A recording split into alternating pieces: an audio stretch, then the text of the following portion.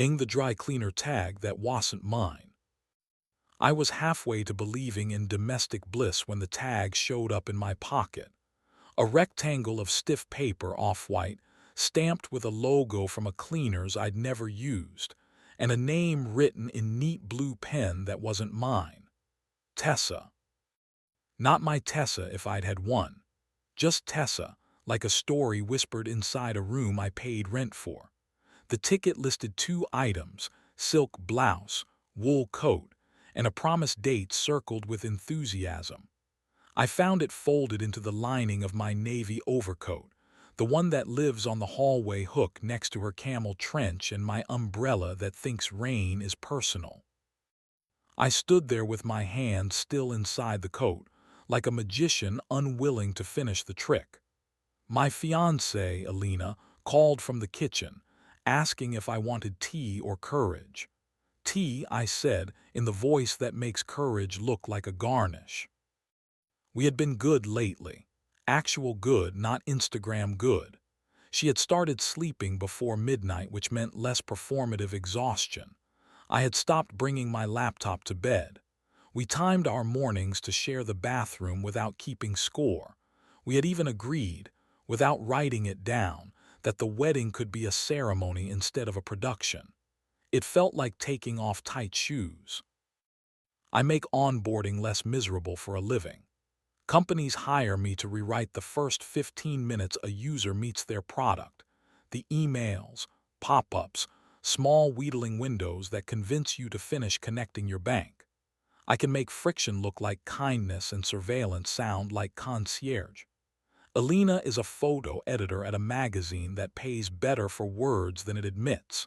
She rescues images from their worst instincts and helps them tell the truth without getting anyone sued. So when I pulled a dry cleaner's tag out of my coat with another woman's name on it, a reasonable person would have put it on the counter and asked a reasonable question. I am not always reasonable. I am good at restructuring truth to encourage conversion.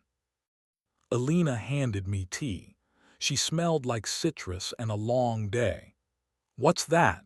she asked, because the universe likes to test our ability to say things the right way the first time. "A stowaway," I said, and tucked the tag into my pocket and kissed her forehead. We watched something with soft lighting and people who apologized delicately, and I pretended to be the kind of man whose pockets only contain lint and loyalty. At 3 in the morning I woke up thirsty, which is not what woke me up. I padded to the hall, stood in front of my coat, and unfolded the tag like a confession. Cleaner's name. Address across town, in a neighborhood where the sidewalks schedule their own parties. A sleepily aggressive slogan about freshness since 1984. I Googled it, because men like me apparently cannot resist letting search engines confirm what our bodies already know. Their site looked like an apology wrapped in serif. I clicked until I found store hours and told myself I was only checking to see if the universe had a sense of humor. It did. Open at 7. I was there at 7:05, overcoat on, ring off. The kind of small superstition that believes a finger is less conspicuous naked. A woman with a braid and the patience of a saint asked for the ticket. I handed it over and tried to breathe like someone picking up his own mistakes. She returned with a silk blouse the color of champagne and a wool coat with buttons that made promises. "For Tessa," she said, cheerful. "She always forgets to pick up on the day." Then she looked at my face, reappraised me as risk or favor, and added, "Do you want me to text her?" "I'm her friend," I offered, which covered many sins. "I must have grabbed the wrong ticket at a dinner. I'll make sure she gets these." "Kind of you," Braid said. "She's a regular, good taste, bad timing." I paid without arguing about the absurdity of claiming these pieces and walked out holding someone else's elegance. The street took a breath with me. On the curb, doubt becoming theater, I checked the pockets of the coat, not because I'm a thief, because I am a man who needed something to blame. There was nothing but a single mint wrapper, folded with care. I thought about throwing both garments into a donation bin and calling it fate. Instead, I took them to my office, hung them on the back of my door, and wrote Alina a text about a morning meeting that wasn't a lie, just not the one I was attending. I didn't know a Tessa, but I knew a man who might.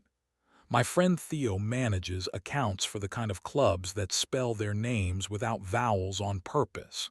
He knows everyone with a coat and a reason to leave it on someone else's chair. I sent him a picture of the ticket. He called me immediately because he respects the urgency of gossip. "You found Tessa," he said, as if I had discovered a cocktail or a comet. "I found a tag," I said, "and possibly the end of my engagement." "Not your Tessa," he said. "A Tessa, gallery girl, dark hair, mouth that turns apologies into art, a way of saying your name that makes the room quiet. I've seen her with a curator named Brandt at Sparrow and with a photographer whose work looks like window shops. She's also been at Valette with a woman who could afford to forget a fur." "You know her last name?" I asked, adding how quickly my voice learned its own hunger. "Depends on the week," he said. "But her Instagram is private and her bio just says, 'My friends call me.'" I hung up and stared at someone else's clothes like they were an altar. I told myself I was gathering facts. I told myself I would present Alina with a report instead of an accusation. Then I remembered that love doesn't care for audits. At lunch, the elevator opened and a woman stepped in with a camera bag and a coat like the one on my door. Not Tessa, but the echo of Tessa in the cut, in the way the lapels sat like a tension. I imagined bringing the garments to the gallery district and hanging them on the wall like a piece titled Evidence. I imagined Alina walking in, imagined her face, less hurt than tired, and felt a heat behind my eyes that I reserved for old songs and certain photographs. At 5, a message arrived from a number I didn't recognize. "Are my clothes in your office or your conscience?" I stared until the sun gave up. Then I typed, "Who is this?" which was stalling, and she replied with a tiny photo of the ticket, folded on a marble table I'd eaten on once, at a dinner where Alina wore white, and told a joke that made a magazine editor forgive his own taste. I asked how she got my number. She said it was on the tag, which it wasn't, so I understood we were starting as two people comfortable with an entertaining lie. "Bring them to Sparrow," she wrote, "after 7, upstairs. I'll make this worth your trouble." Sparrow is one of those bars with a staircase that suggests compliance. Upstairs is where people say the word discretion like a password. I told Alina I had client drinks. She said powder your smile and don't sell your soul for a retainer. I said it wasn't that kind of night and hoped the universe let me be right for once. Tessa arrived on time and 10 minutes late exactly. She wore a sweater that made Kashmir feel like an apology and hair that understood theater. Her mouth did that thing Theo described, turned my name into a room I wanted to enter. She touched the wool coat like a person recognizing an old argument. "You're not going to ask how my tag got into your pocket," she said. I was hoping the act of returning it would absolve me from that much curiosity, I said. "But then you texted." "I used the number on the claim stub," she said. "There is no number on the claim stub," I said. She smiled. "You wrote your number on the back the night at Valette because you were bored and wanted to believe someone would call." "I wasn't at Valette that night," I said, "which is how you tell the truth and still confess. If you found that tag in my coat, someone put it there." "Alina?" she asked like mischief. "Unlikely," I said. "Then the man who likes to be noticed when he isn't the point," she said, and I thought of Theo and his glittering sense for trouble. But Theo would call me out with more kindness than this. Who? Brant, she said. He is jealous when he isn't necessary. He wants to feel like he is protecting a room he paid for. So he put your tag in my pocket, I said, trying to make the math favor me. Why me? Because he saw me look at you the way people look at exits, she said simply. I exhaled. I'm engaged, I said. Congratulations, she said, and reached for the coat. I held it out and she slipped into it like the truth was a lining. The moment should have ended. Instead, she asked, do you want the part where I say who Alina is to me, or the part where I tell you what you smell like when you are trying not to want something? Alina, I said, but the word came out as a private noun. She's edited 3 covers with my face on them, Tessa said. She saved me twice when the light was unkind. She is one of the few people I would trust with my mother's earrings. And me. You're the man who makes other people's first impressions less awkward, she said. I've read your copy. You sell the idea that belonging is a button. That's uncharitable, I said. It's accurate, she said, and charming in the way competence always is. We were standing closer than upstairs rooms prefer. Why did you ask me here? I asked. To end something before it starts on the wrong page, she said. To tell you that Alina's coat pockets are a mess, and she may have grabbed mine while laughing at a bad joke. To return the little cruelty Brant tried to plant, and to see if I'd imagined your mouth correctly. That last part is not compatible with the second, I said, which is the sort of sentence I write for clients when their promises collide. You're right, she said softly, so let's let the first 2 be enough. We should have left then, set the garments and the lie back onto their proper hangers, gone home and told the truth we could survive. Instead, she leaned in and kissed me like someone acknowledging a country existed before it was named. It was not a kiss designed to be remembered by strangers. It was specific. The weight of her lower lip, the press of her palm on my chest, the small sound she made when I exhaled into her. We stopped before it could be guilt with a plot. We both opened our eyes at the same time and made an expression adults make when they decide to keep their favorite part and walk away with it.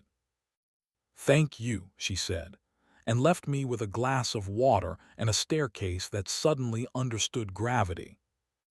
I walked home through air that wanted to be called weather. Alina was reading on the couch, a blanket across her legs like a treaty. I sat beside her and put the tag on the coffee table. I found this in my coat, I said. I went to return the items. The world did not end. She lifted the tag, turned it over, read the name, and made a face not of anger but of tired relief. Tessa, she said, I thought you'd ask me about it days ago. You knew, I asked.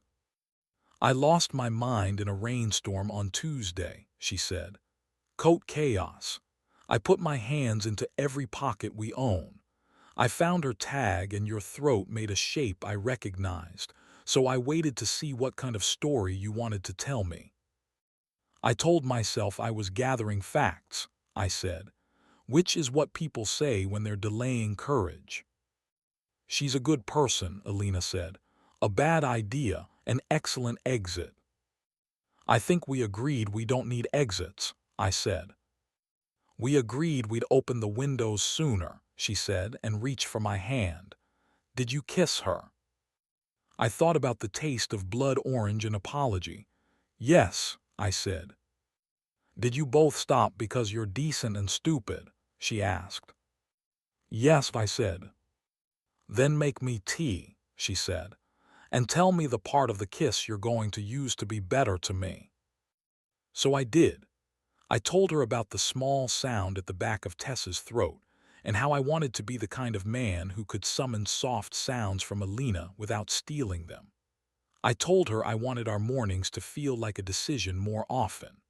I told her that every time I wrote a line that made belonging look easy, I'd remember that true belonging looks like sitting on a couch, telling the kind of truth that doesn't need lighting.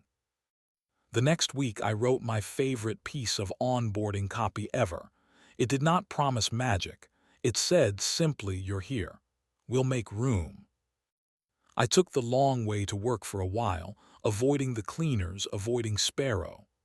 One afternoon I found Tessa outside the gallery, hair up, sweatshirt that made money look democratic. She handed me a paper bag. "From Braid," she said. "The cleaner. She said you looked like the kind of man who would forget to pick up your own shirts while holding someone else's coat." I laughed in the way that makes regret less sticky. "Tell Brant to keep his hands out of my pockets," I said. "I will," she said. "And I'll tell Alina you chose the right ending before the plot got arrogant." "You see her?" I asked. "We sit on stools and talk about pictures," she said. "We are careful. The world needs us to be." We stood too close and decided not to move closer. Then we walked opposite directions, like people who finally trust the choreography. At home, Alina kissed me before I could put the bag down. Later in bed, I pressed my mouth to the place just below her ear that makes her turn her face toward tomorrow, and she made a sound I recognized from another room. But now it belonged here to us. We didn't perform. We didn't narrate. We were specific. Her thigh pressed against mine, my hand memorizing the honest slope of her hip, breath choosing a pace we didn't argue with. We stopped when stopping felt like mastery, not denial. Weeks later, at a restaurant that forgave elbows, a host with a sleeve of ink wrote a note into a system I built. She didn't write "he is not her husband." She wrote "prefers the corner where the light is kind." I smiled at the language, tipped like a confession, and held Alina's hand over the table. When we stood to leave, my coat felt lighter. I checked the pocket out of habit and found only my own lint. I walked home with the small arrogance of a person who knows his pockets are faithful, and the larger humility of a person who learned where to put his hands. Sometimes I take the tag out of my desk drawer and hold the rectangle of off-white paper until the last of its story fades. It is evidence of a world that asked a fair question. It is also a souvenir from the night we chose windows over exits. I keep it to remind myself that my job is not to make lies sound friendly. It's to write the sentence that helps us walk into the room we already deserve.